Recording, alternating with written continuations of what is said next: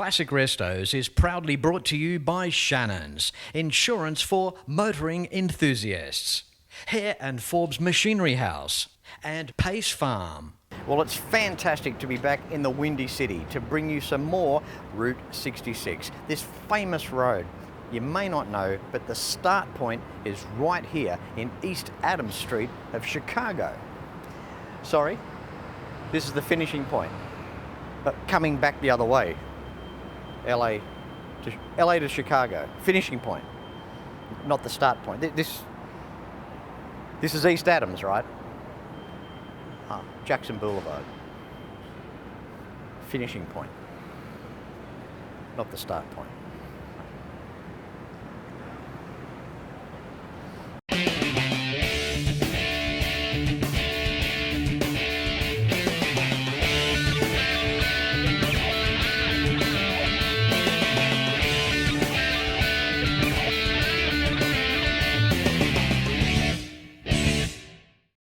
I'm actually a part of a Shannons Route 66 tour comprising 20 incredible days covering the majority of the Mother Road. And the Mother Road, that term, well, that was given from back in the day when you travelled the route. When you got to your destination, it was looked upon that the road looked after you. But first, here we are in Chicago, an incredible city, home to around 2.6 million people. A far cry from 4,000 people when Chicago was incorporated as a town back in 1833 and as a city in 1837. By 1854, the city was the world's largest grain port and had more than 30,000 residents, many of them European immigrants. This amazing road west was known as US 66, Route 66, the Will Rogers Highway, and the Main Street of America. It was established on November the 11th, 1926, with road signs erected the following year. Route 66 began as a dirt road and was not paved all the way until 12 years later, in 1938, making this highway the first to take the accolade. The highway originally ran from Chicago, Illinois, through Missouri, Kansas, Oklahoma, then across the Texas Panhandle, into New Mexico and Arizona before ending in Santa Monica at Los Angeles, California, covering a total of 2,448 continually changing landscaped miles. And travelling the beloved Route 66, well, just outside of Chicago, you just have to stop and see Klairmont Collections. Inside, it's a classic car mecca, laced, dripping in chrome, style, sophistication, and a lot of class. Once inside, it's another jaw-dropping experience as car collections here in the United States appear endless. Welcome to the Klairmont Collections. Only around 10 k's from Chicago CBD and plays host to 300 award-winning cars located in a very cosy 100,000 square foot multi-level building. Klairmont Collections was started by Larry Klairmont, a distinguished and a well-decorated World War II veteran. It was a rags-to-riches story where, after leaving the Marines, Larry started his own dry cleaning business, which he then sold to multiple competitors. Soon after that, Larry bought a building that he wasn't too sure what to do with, so he turned it into this. A beautiful thing too about the Klairmont Collections is that you don't have to be a car fanatic to appreciate it. It's just a little something to whet your appetite and get you primed up and started as you leave Chicago for Route 66. Now, what is behind me? How could I not show you? Yes, it's the iconic movie location from The Blues Brothers. Where I'm standing is the very spot where Dan Aykroyd, Elwood, turned up in the Dodge Monaco right here and waited for brother Jake to appear from the gates as they slid open. This is very surreal, very cool, and just something else that you can look forward to doing when you experience Route 66. Well, this is it. Getting out and experiencing the real Route 66. This is an original alignment, having just left Pontiac, travelling west to Springfield. The new 66, well, the newer alignment of Route 66 is around about 30 metres just over there to one side, obviously still being used regularly today. But this one here, well, this is one of the historic parts, and the concrete bridges, typical from the era as well, dating back to the, well, in this case, around the 1930s. And the condition is really something to behold as well. To think that the tens of thousands or millions, the quantity of transport that have gone over these bridges, and to see the condition that they're in is really something. There's a big emotional side of Route 66 too. Depending how deep you want to look at it, it's almost like the convalescent home of main roads.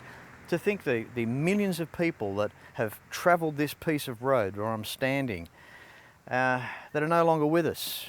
But the history book is still open, with the road still remaining. Travelling Route 66, and how wonderful it is. We are in Staunton, still in the state of Illinois. Now, the next state, Missouri, is only around about 100 miles from here, and travelling, getting out and looking at the old Route 66 alignments is something that I find very interesting. As you can see, they're still being used today by the locals. This, in fact, is the 1940 to 1977 alignment of Route 66. Well, it's all about getting your kicks along Route 66. We're still in Staunton, Illinois. How you doing, Dave? Pretty good. How are you, Fletch? I'm good, mate. This is a fantastic place you've got here. It's a real, it's an eye-opener. I haven't been here before on the times I've done 66. Tell us about your building and what you've done. Well, Fletch, we bought this high school in 2005. It was a high school up until then for Livingston. We turned it into an antique mall. And later on, about 2 years later, we added the ice cream cone building that looks like an ice cream cone. Added the diner on in about 4 years ago. Added this room on 4 years ago, and it used to be a Christmas shop. When my niece left, I always thought, well, hey, it'd be a good place to put a candy shop. So we added this about last August, and so it's been almost a year for this. I think the history of Route 66 is fantastic, with the creative marketing and all the gimmicky type things that the store owners used to do back in the time to lure their customers in. And along 66 back in the day, it was a whole heap of fun. Now, you've got some the old statues and things out front that look like they're from the 50s. Did you obviously you sourced those? Yes, actually, they've came from all over the world. The giant lady we have in front of the diner, she came from Maryland. The ice cream cone building out there came from Carrollton, Ohio. The giant man next to the building came from Oshkosh, Wisconsin. So a little bit of everywhere. This is so cool because you've got late model candy in here. You've got an original building that was a high school. Plus, you've got some authentic Route 66 right out front, which I think that's a fantastic blend of stuff you got here, Dave. Oh, I think so too. It brings a lot of people in. We have travelers from all over the world, as you are yourself. Dave, it's been an absolute pleasure meeting you, mate. Well, it's good to see you.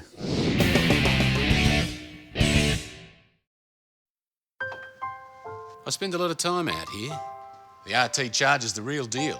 An E49. Remember A-Charger? I've always got projects on the go, so Shannon's laid-up cover helps protect my restorations. I'm Mopar through and through. It's a passion Shannon's understands. I wouldn't insure my cars and bikes with anyone else. Shannons, insurance for motoring enthusiasts. Call 13 46 46 for a quote. Hare and Forbes Machinery House has been family owned and operated for over 85 years, and it's easy to see why. Planning on welding? Look at these welding tables and clamps, air compressors and different air tools, sandblasting cabinets, through to spray guns. Everyone is welcome at Machinery House. There are competitive freight rates around Australia, and you can buy online at machineryhouse.com.au. So remember, Hare and Forbes has the range.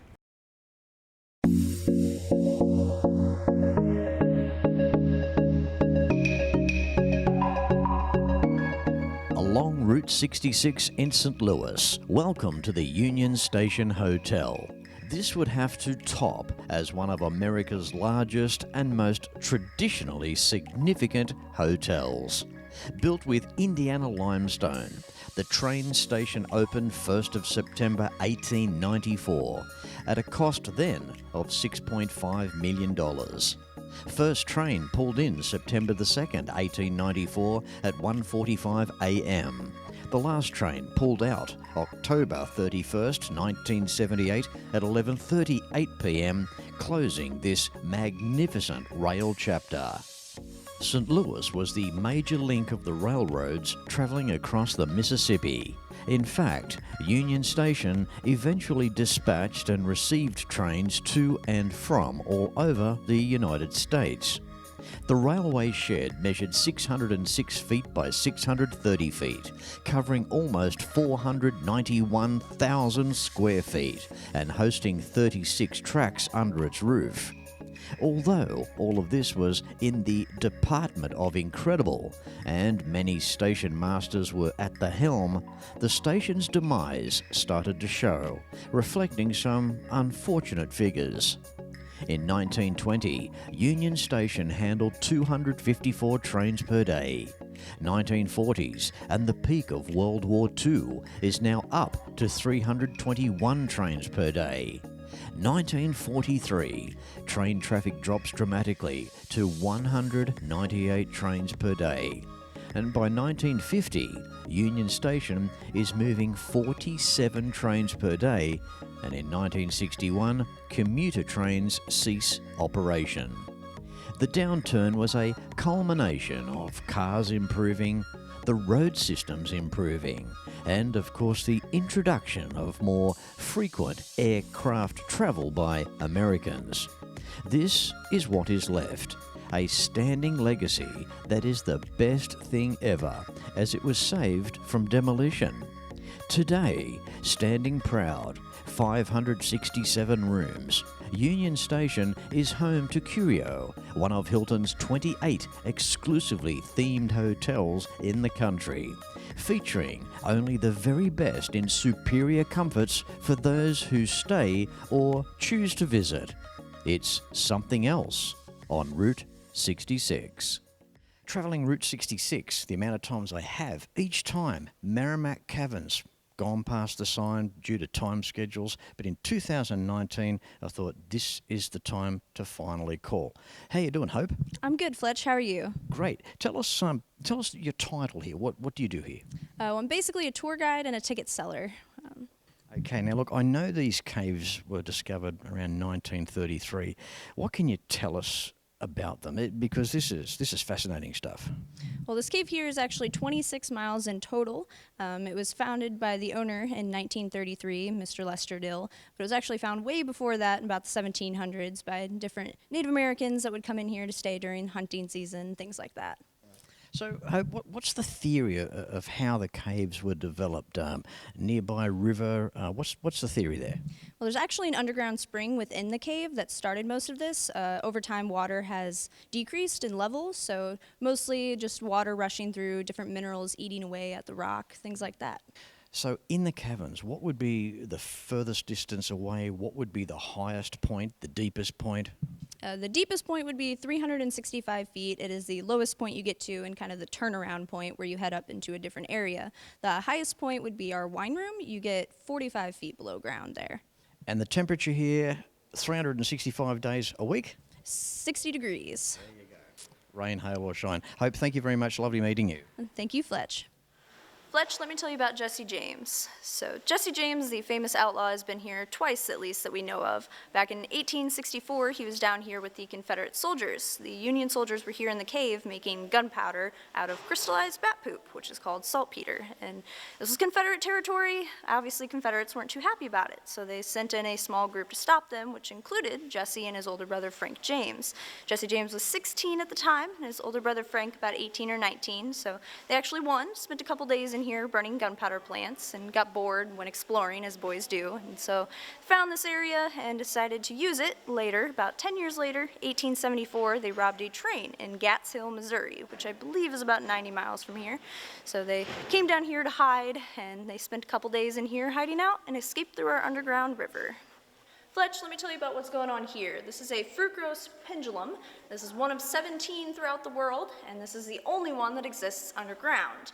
Now, Fletch, these little formations here are turning into the bigger ones that we're about to see. Now, these little guys are called soda straws. They basically form from different minerals like calcium mixing with water and hardening over time. And eventually they'll turn into what we're about to see, these stalactites, which hang tight to the ceiling, and these stalagmites that might trip you on the ground. Now, it takes up to 120 years to get 1 cubic inch of any of these formations.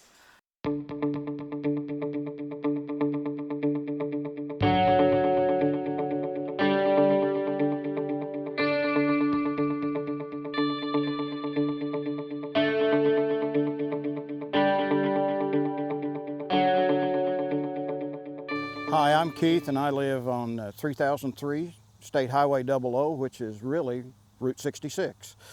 And I've lived here now since 2000, so 19 years. 66 means to me is, first thing I want to say is I love it. I always have, because it's so diverse with the cultures that come across the country. And that hasn't really changed, even though it's not traveled to the extent it was. However, when we talk about this, you have to understand that sometimes the traffic is as heavy today as it was maybe when it was closed back in 1953, because population has grown. If we have an accident out on I-44, particularly here at Marshfield, there's not outer roads, so guess where they divert the traffic? Right in front of my house. So we see the 18-wheelers, we see the cars from all over the United States come through, and you know, some of them wave, and and then like yourself, since I've lived here, I've had many people traveling Route 66 from other countries. They stop, they want to talk, they want to get the feel that they want to know what I think it's like to live on Route 66. And I love it because, like I said, you get to meet some really interesting people. And Fletch, I really appreciate you stopping by today, and I really appreciate what you're doing. I think it's going to help preserve the interest in Route 66, and you're a car guy too, and I like that, so. Gay Parita, or Turner's Station, was a recreation of a 1930 service station owned by Fred and Gay Mason. It proudly stood in the tiny hamlet of Paris Springs, Missouri, until it burnt to the ground in 1955. This particular station has special meaning to me along Route 66, and I'm sure for many others as well, because Gary Turner was the owner, and sadly he passed away back in 2015. Gary was an icon along Route 66. During his retirement, he rebuilt the station, and it quickly became a must-see for all Route 66 travellers, because a 5-minute stop in to say hello to Gary could turn into a 3 hours later scenario. Gary would take you in, sit you down, give you a chilled root beer from his fridge, and talk all things 66. I remember one thing that Gary said to me: drive 66 from east to west and meet the family along the way. We are all family, and when you arrive at Santa Monica, you'll want to come back. Oh, how right those words were. Gary would sign something for you and just give you that southern hospitality. You cannot miss this fantastic stop. One of the largest Route 66 shields is stamped proud on the original route directly out the front. So when you travel, make sure you stop by and enjoy the work of Gary Turner, as it remains as a legacy on Route 66. It was in the month of September, as close as I can remember. I was strolling through the park in tipsy pride. Not a word did I utter as I lay there in the gutter, and this pig came up and lay down by my side. Not a soul was I disturbing, just resting on the curbing, when this high-toned lady came and I heard her say, "You can tell a man who boozes by the company he chooses." And the pig got up and slowly walked away.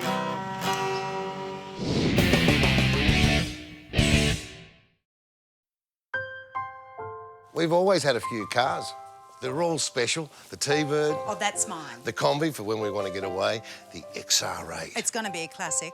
They're all insured with Shannons, We've also got Shannon's home and contents cover. which helps protect our automotive collectibles, tools and memorabilia in the home and garage. If you're motoring enthusiasts like us, it's got to be. Shannons.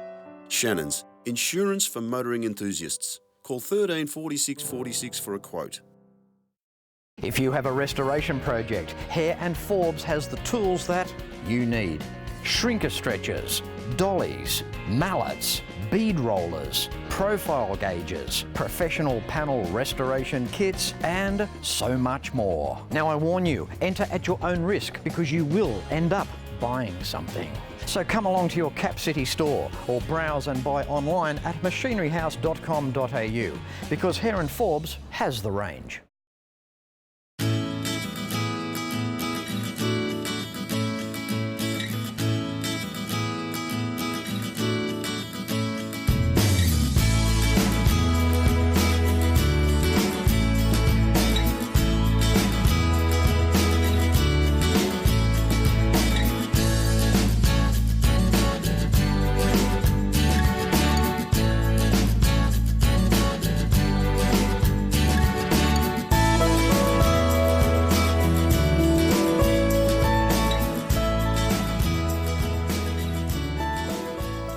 Here we are in Oklahoma, discovering old alignments of Route 66. And it doesn't get much better than this.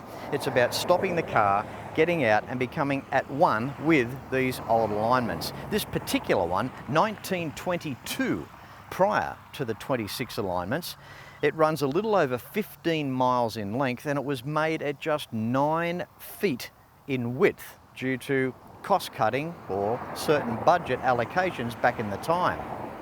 This particular section of Route 66 was in service until 1937, and as you can appreciate, back in the early 20s, cars were not that wide.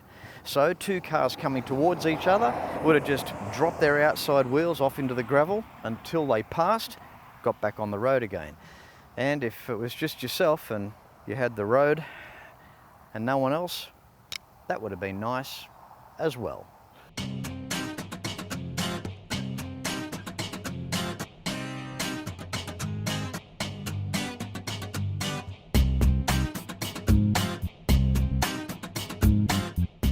The history of Route 66 never ceases to amaze, and just west of Sepulpa, things start to ramp up.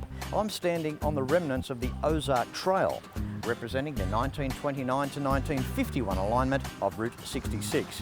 There's a beautiful bridge there in the background, built in the late 1920s, and also, if you look here, there is original Portland concrete still visible from the day it was poured, which I think is quite amazing.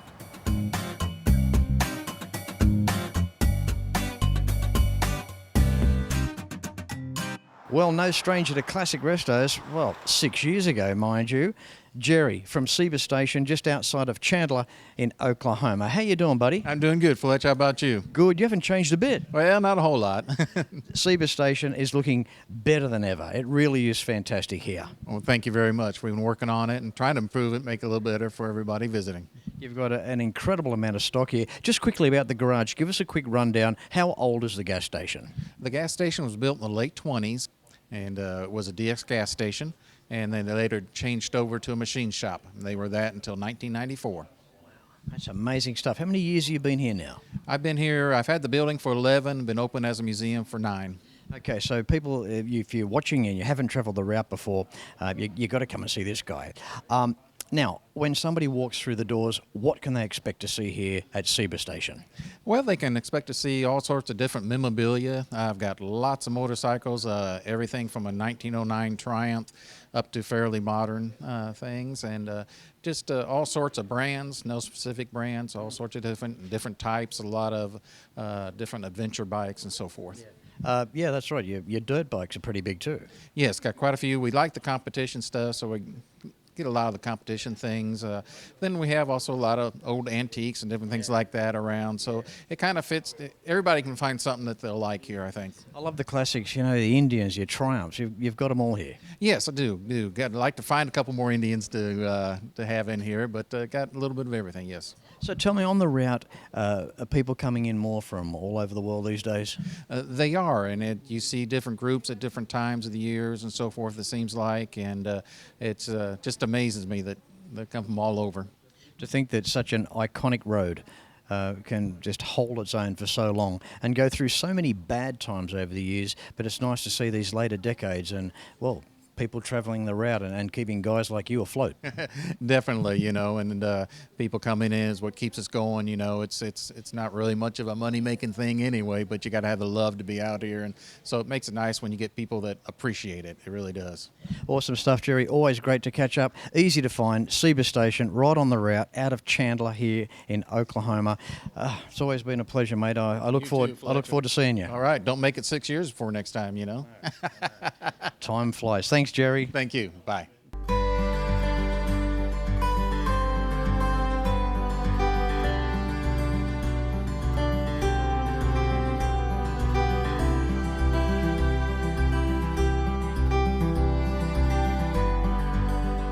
For the ultimate Route 66 experience, the Oklahoma Route 66 Museum here in Clinton is a sight to behold.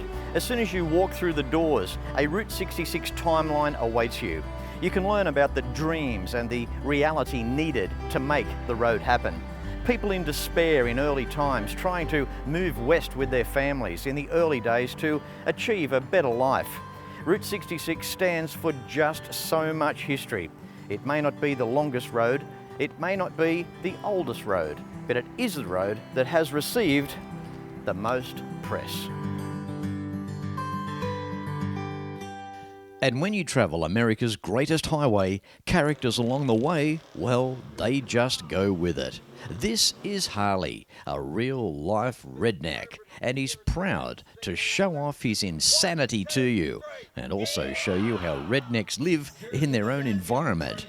First thing is the Harley welcome. Now, if this doesn't start to scare you at this point, well, nothing will. No one goes unnoticed. This is the township of Eric in Oklahoma. Harley resides in Eric's oldest building, the City Meat Market, and this is the Sandhill Curiosity Shop. All things aside, Harley is a great entertainer, encapsulated within his crazy Route 66 infested jumble of memorabilia, and possibly John Lasseter's inspiration for Lizzie's curio shop in the Pixar movie Cars. Get your attention on Route 66. Well, I hope that you've really enjoyed this week's episode of Classic Restos. Some highlights travelling across America's Mother Road, Route 66. And part 2 will be served to you on next week's show. In the meantime, no matter where you're watching Classic Restos from, until next week, please ride and drive safe. I'm Fletch, and I thank you very much for watching.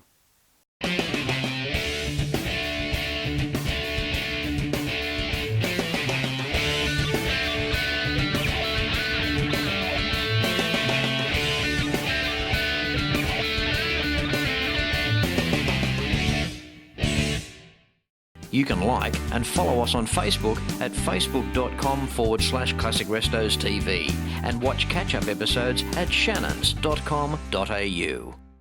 Classic Restos is proudly brought to you by Shannons, insurance for motoring enthusiasts, Hare and Forbes Machinery House, and Pace Farm.